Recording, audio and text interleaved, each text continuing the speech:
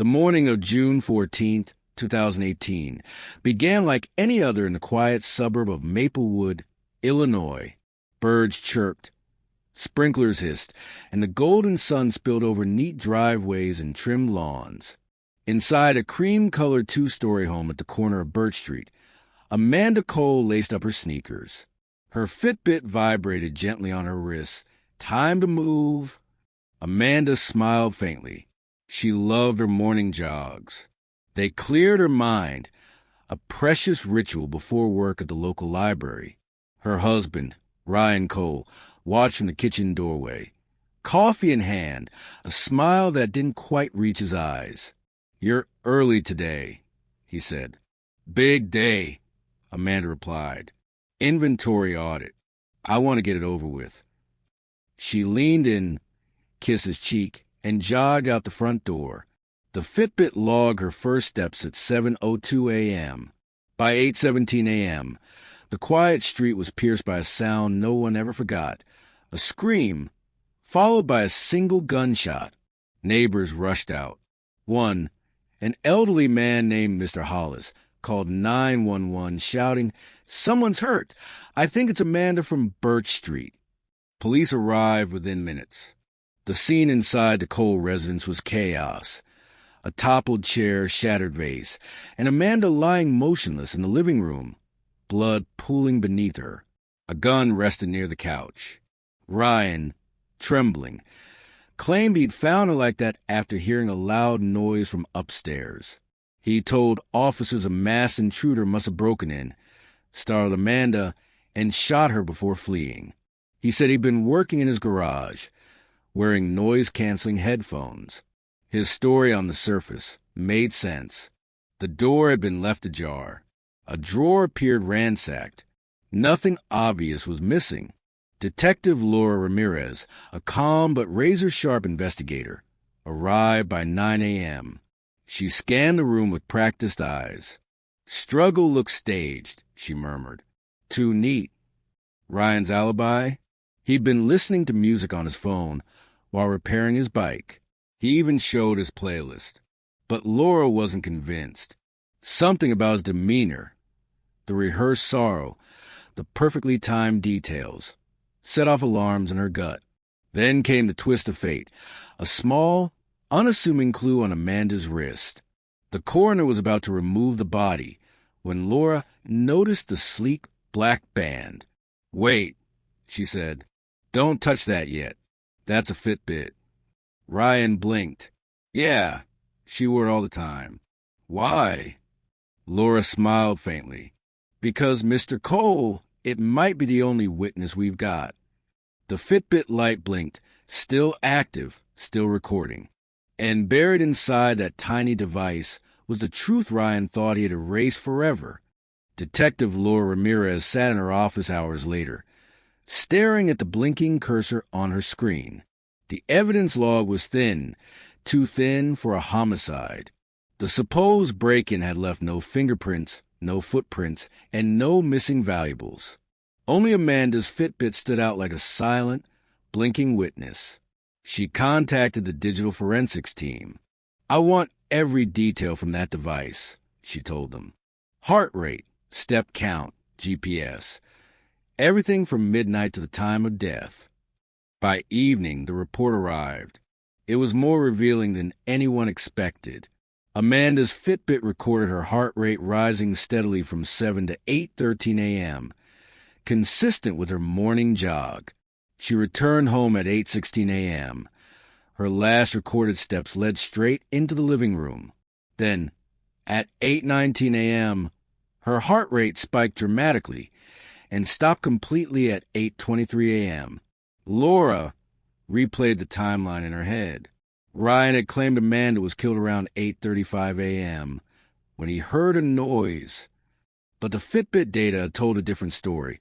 Amanda was already dead 12 minutes earlier. That 12-minute gap was everything. Laura leaned back, eyes narrowing. He lied. The next day, she called Ryan back for a formal interview. He arrived in a wrinkled shirt, pale and hollow-eyed, playing the role of the grieving husband. We just need to clarify a few things, Laura said, voice calm but sharp as glass. You said you were in the garage the whole time? Ryan nodded. Fixing my bike. Had my headphones on. Didn't hear anything until the gunshot. Laura slid a printed chart across the table. Amanda's Fitbit timeline. Her heart stopped at 8:23, she said softly. Not 8:35. Ryan froze. His eyes flickered downward. That can't be right. Oh, but it is, Laura continued. And we also check your phone. You texted Amanda at 8:27 a.m. Where are you? If you thought she was jogging, why send that message when her car was already in the driveway? Ryan swallowed hard, color draining from his face. I don't remember sending that. Funny, Laura said. Technology does. Silence filled the room. The hum of the overhead lights felt deafening. Finally, Ryan whispered, Are you saying I killed my wife? Laura stood, collecting the papers. I'm not saying anything yet, but your Fitbit and your phone seem to be having a very different conversation. As she left the room, Ryan slumped forward, hands trembling. That night, Laura went over every piece of digital evidence again. The Fitbit data, the phone logs, the home Wi-Fi activity. One detail caught her eye. Ryan's phone had disconnected from the home network at 8:10 a.m., just as Amanda was ending her jog. It reconnected at 8:24, meaning he wasn't in the garage. He had been somewhere else, likely outside the house, and returned right after Amanda's death. The alibi had cracked wide open. But what Laura didn't yet know was that this case went deeper than jealousy or rage. Someone else had been watching and recording that morning, too. Detective Laura Ramirez didn't sleep that night. The flicker of Amanda's Fitbit data haunted her. Each heartbeat on the chart felt like a cry for justice. Technology had captured a death in real time, but what it couldn't capture was why. By morning, she was back at the station, coffee in one hand, the Fitbit logs in the other. She called in digital analyst Jonah Price, a quiet genius with a habit of chewing pen caps. Jonah, I need you to cross-reference everything, she said. The Fitbit, smart home devices, even their security system logs. I want to know who was where and when. Jonah cracked his knuckles.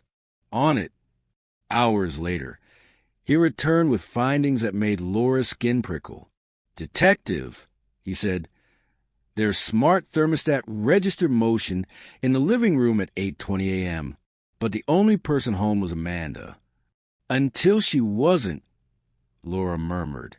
Right. But here's the thing. The garage door sensor triggered open at 8:09 and closed again at 8:11. That's before Amanda came home. If Ryan was already in the garage, why would the system register that? Laura frowned. Unless he wasn't there yet. Jonah nodded. Exactly. He left and came back after. The evidence was tightening like a noose. Every timestamp told the same story. Ryan's timeline was a fabrication. Still, Laura needed something more, something human to connect the data points. She drove back to the neighborhood and met Karen, Amanda's next-door neighbor, a gentle woman with sharp eyes. Karen hesitated before speaking. That morning, I heard voices. Amanda and Ryan, around 8:20 or so. They were arguing. Are you sure about the time? Karen nodded. I just started my coffee maker. It always finishes brewing at 8:25. Laura exhaled slowly. Thank you, Karen. When she returned to the precinct, she pieced it together like a symphony of clues. Ryan leaves the house around 8:09. Amanda returns at 8:16. They argue between 8:20 and 8:23. Her Fitbit records her final heartbeat at 8:23. Ryan re-enters the Wi-Fi at 8:24. Every second was accounted for, except one thing, The Fitbit had also recorded something else, a sudden burst of 37 steps between 8:19 and 8:22. Too few to be running, too many to be standing still. Jonah suggested maybe she struggled, moved around the living room. But Laura noticed the step pattern wasn't random. The data showed consistent, heavy steps like pacing. Pacing, she whispered. What if she knew something was wrong? What if she felt she was being watched? As she stared at the motion graph, another theory began to form, one that changed everything. Amanda hadn't been surprised. She had been afraid. And her Fitbit, the silent witness on her wrist, had captured her final minutes of fear, heartbeat by heartbeat. Laura looked at the screen and whispered, her watch didn't just record her death, it recorded her terror. She didn't know it yet, but that terror would lead her to uncover something far darker, something Ryan thought would never surface.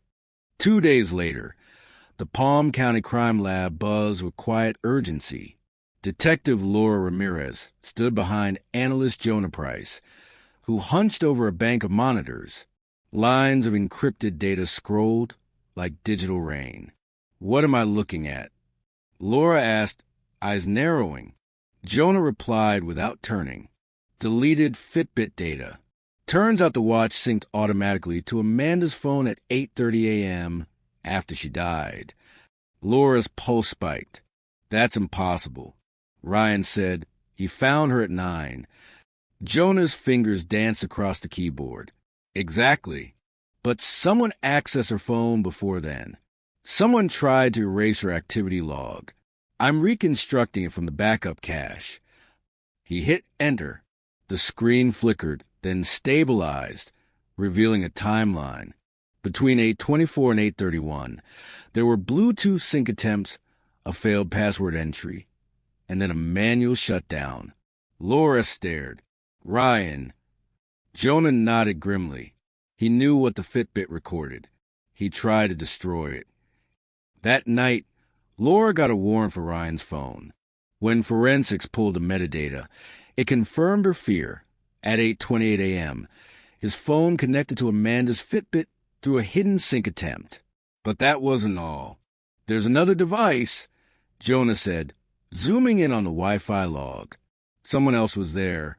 A second smartphone connected to the home network at 8:27, labeled C. Mendez device. C. Mendez? Laura repeated.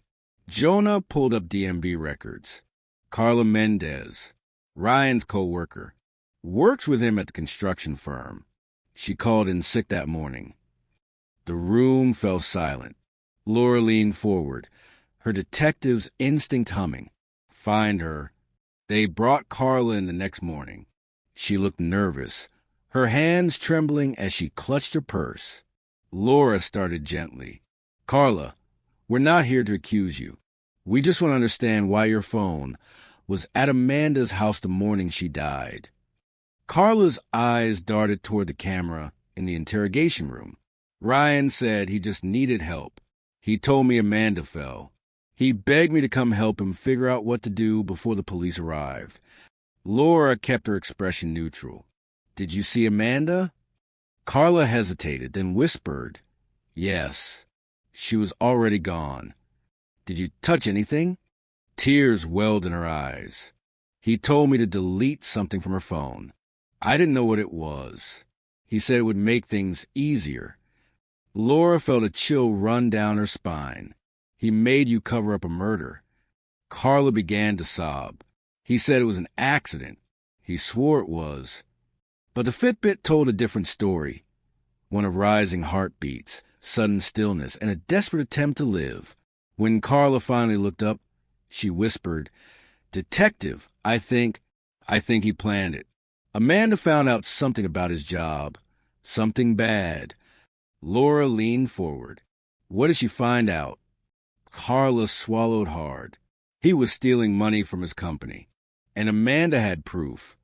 The silence in the room was electric. For the first time, Laura realized this wasn't just a domestic murder. It was premeditated. And the Fitbit wasn't the only digital witness left behind. Detective Laura Ramirez had been on dozens of homicide cases, but this one felt different. It wasn't just the brutality, it was the precision. Every move Ryan made after Amanda's death seemed calculated, rehearsed, like he'd imagined this day before it happened.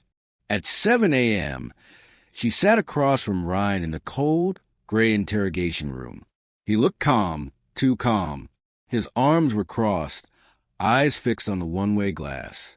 "Ryan," Laura began, sliding a photo across the table.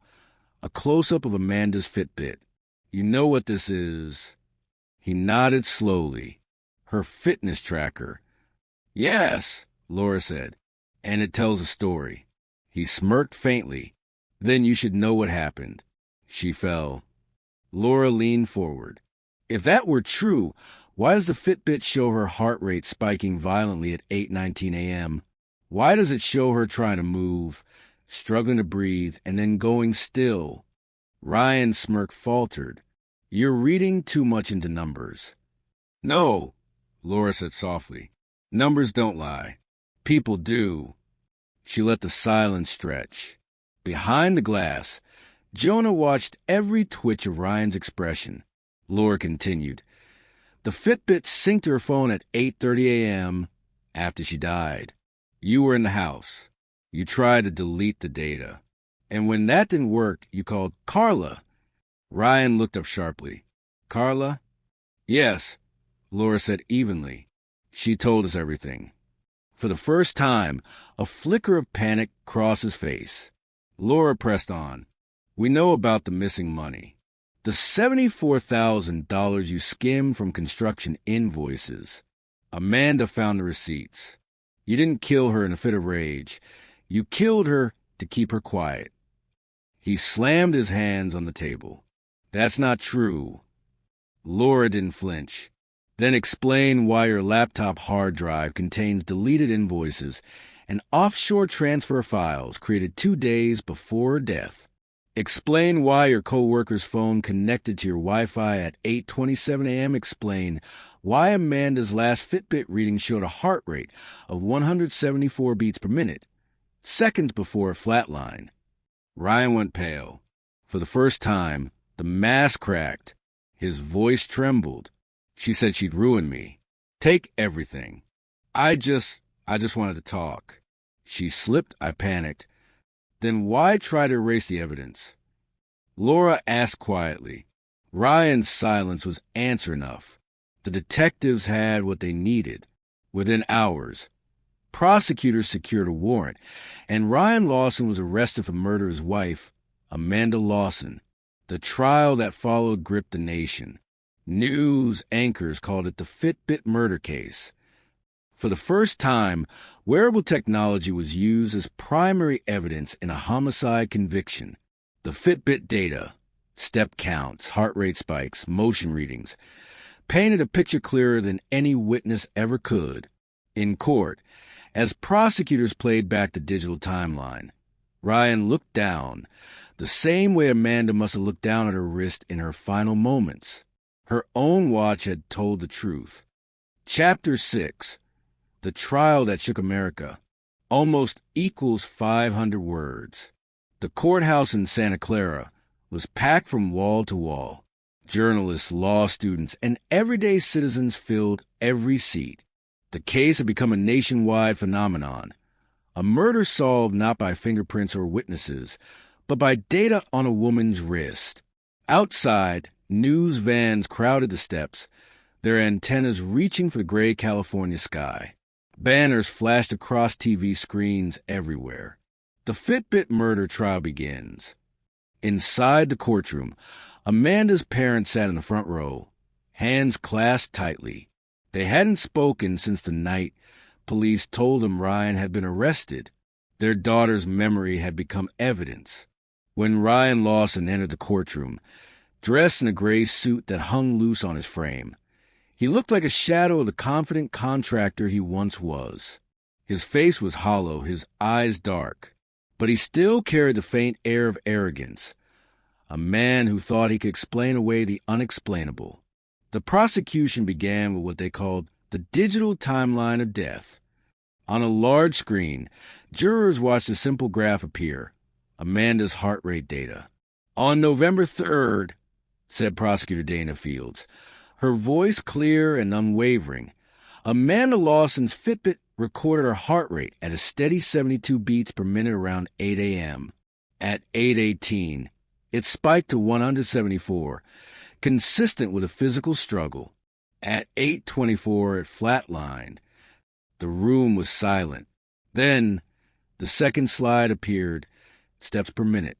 At 8:19, Fields continued, Amanda's Fitbit registered a series of erratic movements. Pacing, struggle, impact. At 8:23, the steps stopped entirely.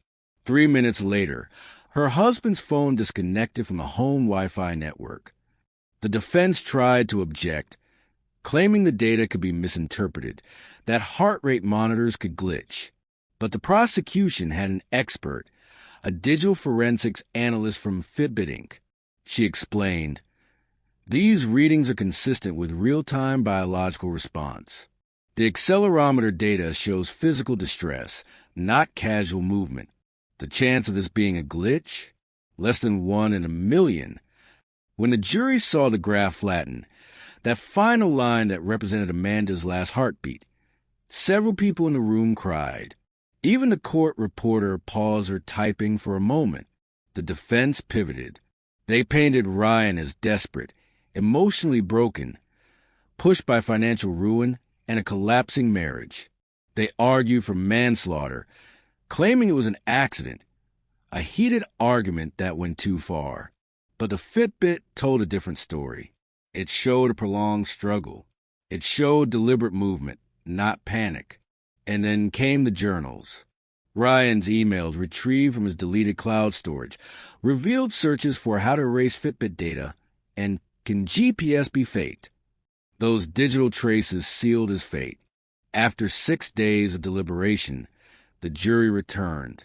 The forewoman stood, her voice trembling slightly. On the charge of first-degree murder, we find defendant Ryan Lawson guilty. Amanda's mother wept softly, clutching the photo of her daughter in her hands. Ryan closed his eyes. The weight of silence in the courtroom was crushing. For the first time, the American justice system had seen data from a fitness tracker used to convict a murderer. The media called it the trial that redefined digital evidence. Detective Laura Ramirez, standing in the back of the courtroom, felt a quiet sense of relief. Amanda's story had been told, not by words, but by numbers. Outside, as reporters crowded the courthouse steps, one headline summed it up perfectly. Her Fitbit spoke louder than his lies. The courtroom emptied slowly that afternoon, but the echoes of the verdict seemed to linger in every hallway. Reporters whispered, pens scratching against notepads. Somewhere in the distance, a door slammed, and the sound felt final, like the end of a long, painful chapter. Outside, the California sun had begun to set, casting long shadows across the courthouse steps. People were still talking, still trying to make sense of it. A murder solved by a fitness tracker. It sounded like science fiction, but it was now legal precedent. Detective Laura Ramirez stood beside her unmarked car, watching as Amanda's parents embraced. They were crying, not from victory, but from relief. 13 months of questions, autopsy reports, and courtroom battles had ended with one truth. Their daughter's voice had not been silenced. Her Fitbit had spoken for her. That night, national news anchors used the same phrase again and again. Technology is now the silent witness. Within weeks, law enforcement agencies across the country began to re-examine cold cases. Fitbits, Apple Watches, GPS logs, and even smart thermostats were now considered potential witnesses. Detectives realized that in a world where every step, every heartbeat, and every digital ping was recorded, the truth could be hidden in plain data. But for those who knew Amanda, it wasn't just about technology. It was about her. Her co-workers at the design firm set up a memorial scholarship in her name, the Amanda Lawson Foundation for Digital Safety. It funded awareness programs teaching people how wearable tech could aid investigations and how digital footprints, when used responsibly, could protect lives. Ryan Lawson, meanwhile, was sentenced to life without parole. His prison intake record showed him as emotionally stable, but guards later said he spent most days staring at the wall in silence. He never spoke during interviews. When asked if he regretted anything, he only muttered, "She wasn't supposed to fight back." Detective Ramirez often revisited that case file. She kept a single screenshot from Amanda's Fitbit data, the one showing the spike in her heart rate before it went flat. To Ramirez, it wasn't numbers on a screen. It was a heartbeat frozen in time, a final cry for help that technology had preserved.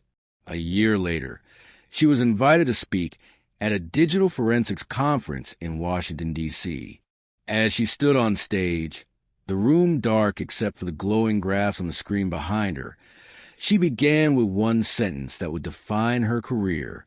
Amanda Lawson didn't just leave evidence. She left a witness. The crowd was silent. After the talk, a young detective approached her. "Do you think technology will always tell the truth?" he asked. Ramirez paused. "Technology doesn't lie," she said. "People do. But sometimes the truth leaves traces we can't erase." As she left the stage, she looked down at her own wrist, her smartwatch glowing faintly in the dark. For a brief moment, she felt a chill, because somewhere out there, in millions of homes and devices, were stories waiting to be discovered. Stories just like Amanda's. And maybe she thought, that's what justice looked like now. Not always loud, not always seen, but quietly recorded in every beat, every step, every digital whisper that refuses to die. The courtroom was silent. Every camera, every spectator, every heartbeat seemed to wait on the judge's next words. Richard DeBate sat rigidly at the defense table, eyes fixed on the floor, while the prosecutor stood tall beside a massive screen, one that displayed the final, damning piece of evidence. Not a weapon, not a fingerprint, not even a confession, but a digital graph, a jagged blue line pulsing with time and motion. The Fitbit data. The prosecutor pointed. "Ladies and gentlemen of the jury, this," she said, her voice steady but sharp, "is Connie DeBate's heartbeat. It shows she was alive, moving through her home after Richard claimed she was shot by an intruder." Gasps filled the courtroom.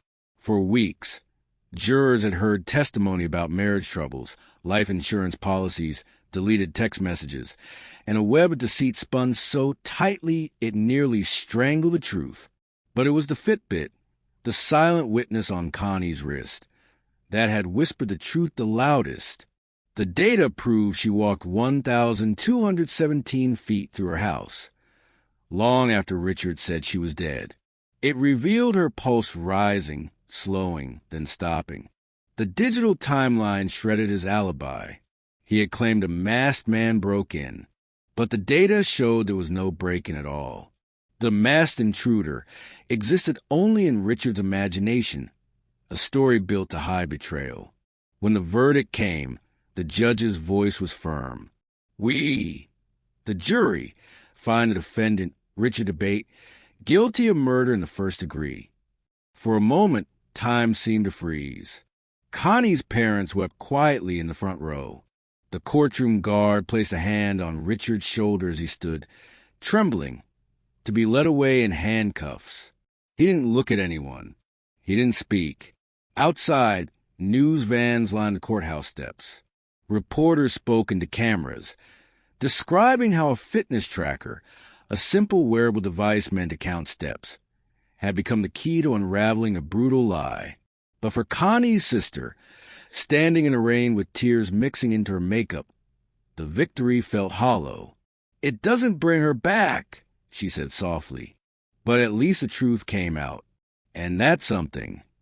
The investigators who had worked the case gathered in the parking lot, exhausted but solemnly satisfied. One of them, Detective Morales, stared down at his own smartwatch and whispered, "Never thought a heartbeat could testify." In the weeks that followed, the story spread across the world. People began checking their devices with new eyes, realizing that their daily steps, locations, and even sleep patterns could one day hold the power to expose truth or lies. Journalists dubbed the case the Fitbit murder. Podcasts dissected every second of data. Law schools taught it as a landmark in digital forensics. But behind all the analysis and headlines was something hauntingly human. The reminder that technology now remembers what we try to forget. Somewhere in the cloud, Connie's last heartbeat still exists, frozen in time, unchanging, a digital echo of a life that ended too soon, but not without leaving its own testimony. The world moved on, but her story remained, etched not in stone, but in code, proof that even when lies are loud, truth can be quiet yet unstoppable. And as the final lines of data faded from the courtroom screen that day, Detective Morales murmured the words everyone felt but no one said aloud. In the end, she told us everything. Her watch just helped us hear it.